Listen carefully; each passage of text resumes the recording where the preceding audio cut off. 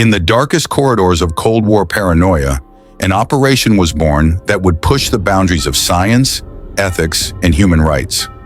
Under the cloak of national security, the United States government authorized one of the most disturbing covert programs in history, a program that sought not only to control human behavior, but to break the human mind itself. This is the story of MK-Ultra, a project still shrouded in secrecy to this day.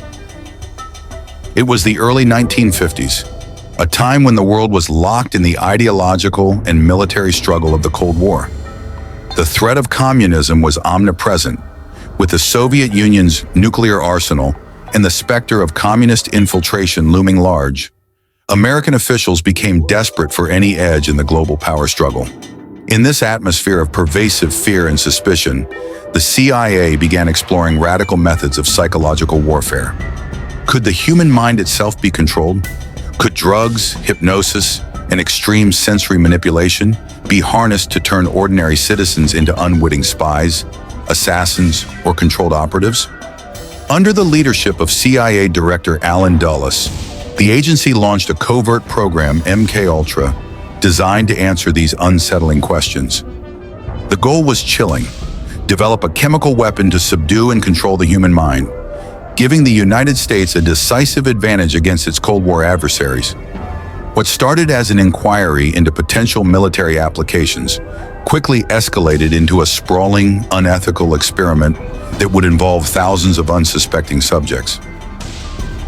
MK-Ultra's experiments were conducted in over 80 institutions across the United States and Canada. Universities, hospitals, prisons, and even military installations were co-opted into this secret research. The subjects, ranging from American and Canadian civilians to military personnel and inmates, were often unaware that they were part of a covert operation. Among the scientists involved, Dr. Ewan Cameron stands out as one of the most notorious. Cameron, a psychiatrist in Canada, believed that the mind could be reset entirely by erasing existing memories and rebuilding a new personality from scratch. His method, known as psychic driving, involved the relentless use of high doses of LSD, extended periods of sleep deprivation, and the continuous playback of recorded messages, all designed to obliterate a patient's identity. LSD, revered for its power to dramatically alter perception, became the drug of choice. CIA agents secretly dosed subjects with LSD, often in massive quantities, to test its ability as a truth serum and as a means of erasing memories. The experiments were brutal, and the results often left subjects with permanent psychological damage.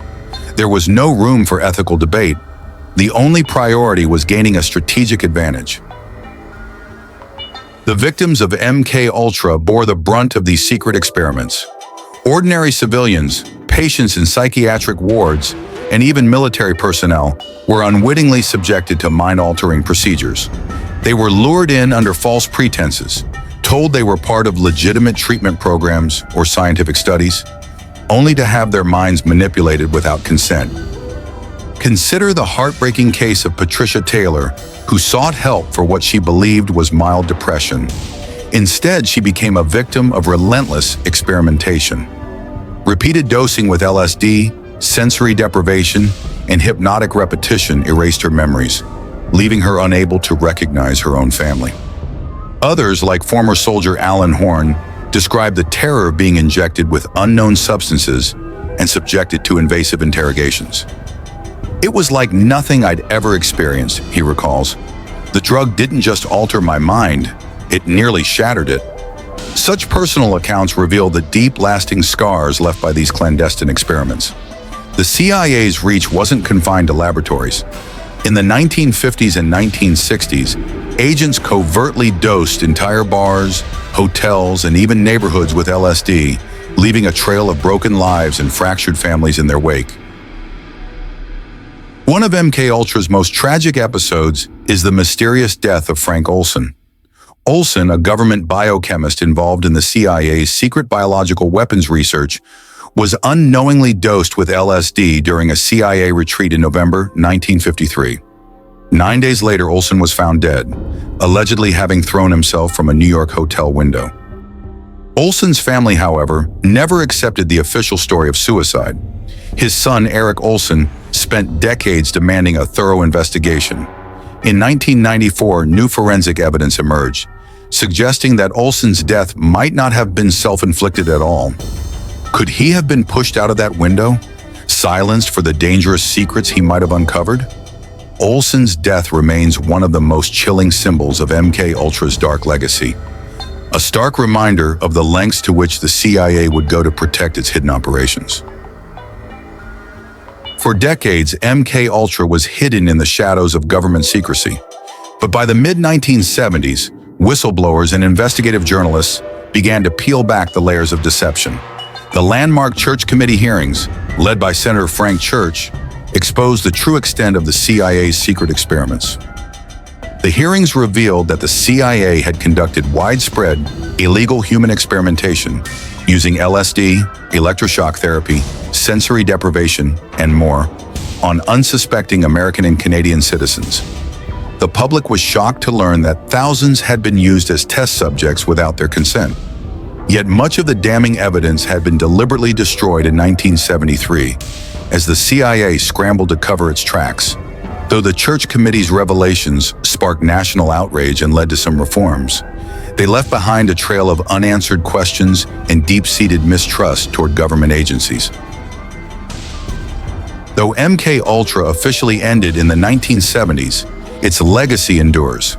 The techniques pioneered during those secret experiments, mind-altering drugs, sensory deprivation, and psychological manipulation, continue to echo in modern interrogation and covert operations. Could the research conducted under MKUltra have evolved into even more sophisticated covert operations?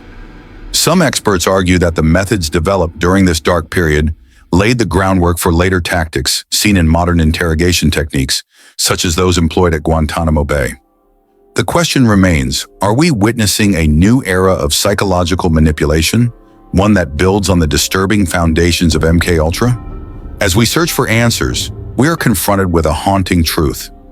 Much of what we know about MKUltra is incomplete, buried under layers of classified documents and redacted records that the government has never fully disclosed. The survivors of MKUltra carry the invisible scars of a program that sought to erase their very identities. Many lost not only their memories but their sense of self.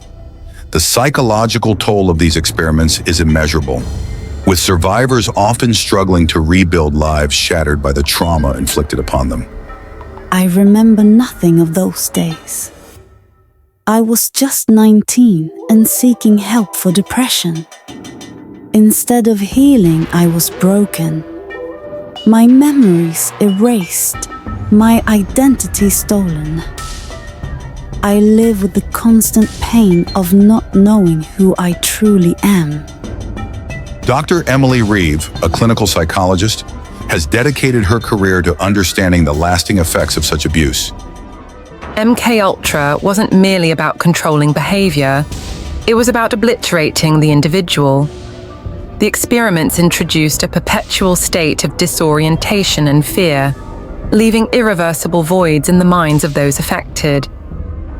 For many survivors, the struggle to reclaim a sense of normalcy is an ongoing battle, a daily reminder of the dark legacy left by the CIA's experiments. Much of what we know about MKUltra comes from fragments, a collection of redacted documents, shattered records, and whispered testimonies. In 1973, the CIA destroyed thousands of documents in a calculated effort to erase evidence of its experiments. Today, we are left with only pieces of the puzzle, and the true scope of MKUltra remains a mystery. The destruction of these records ensures that many details of MKUltra will remain forever hidden. We know that the program was vast, but the full extent of the human cost may never be revealed. As we search for the truth, we find that the gaps in history are as haunting as the experiments themselves, a black hole where memories and evidence have been swallowed by secrecy. Years after MKUltra's exposure, the lingering questions remain as unresolved as ever. How many people were unwittingly subjected to these experiments? How many lives were irrevocably altered in the pursuit of national security? And what dark secrets are still locked away in classified files hidden from public view? The aftermath of MK Ultra has left deep wounds in the fabric of society. Survivors and their families continue to seek answers, piecing together the remnants of a program that was designed to be forgotten. The truth remains obscured, shrouded in decades of secrecy and deliberate destruction, a truth that, for many, may never be fully uncovered. MK Ultra's legacy is not confined to the annals of history. It lives on in the techniques and methodologies that shape modern intelligence and interrogation practices. The mind-altering drugs, sensory deprivation, and psychological manipulation first tested under MK Ultra have echoes in today's world. When you examine some of the techniques used in modern interrogations, there's an undeniable similarity to the methods developed during MK Ultra. It makes you wonder, are we still being manipulated by tactics born in that dark era? The influence of MK Ultra can be seen in the controversial practices employed at facilities like Guantanamo Bay, where psychological stress and coercion remain tools of control. The shadow of MK Ultra continues to provoke debate over the ethics of modern psychological warfare and the boundaries of government power. For the families of MK Ultra's victims, the fight for justice is a battle that has spanned decades. The mysterious death of Frank Olson, the shattered lives of countless subjects, and the hidden files of the CIA all stand as grim reminders of a dark chapter in American history. The Olson family, along with many others, has spent decades seeking accountability for the pain inflicted by MK Ultra. Despite settlements and official apologies, true justice remains elusive. The scars run deep, and the fight to have these atrocities fully acknowledged continues. The legacy of MK Ultra serves as a stark reminder of the dangers inherent in unchecked government power. Many MK Ultra files remain classified. The full truth has yet to be revealed. The legacy of MK Ultra serves as a stark reminder of the dangers inherent in unchecked government power and the dark potential of human experimentation. What we know is disturbing, but what remains hidden may be even more so. What else don't we know? The content presented in this video is based on publicly available information, including historical documents, declassified reports, and verified sources. The images and graphics shown are AI-generated and created for illustrative purposes only. While every effort has been made to ensure accuracy, this documentary does not claim to be a comprehensive or definitive account. The views expressed are for informational purposes only and do not necessarily reflect the opinions of the producers. This video is not sponsored or endorsed by any organization or individual associated with the events or topics discussed. All copyrights and trademarks belong to their respective owners.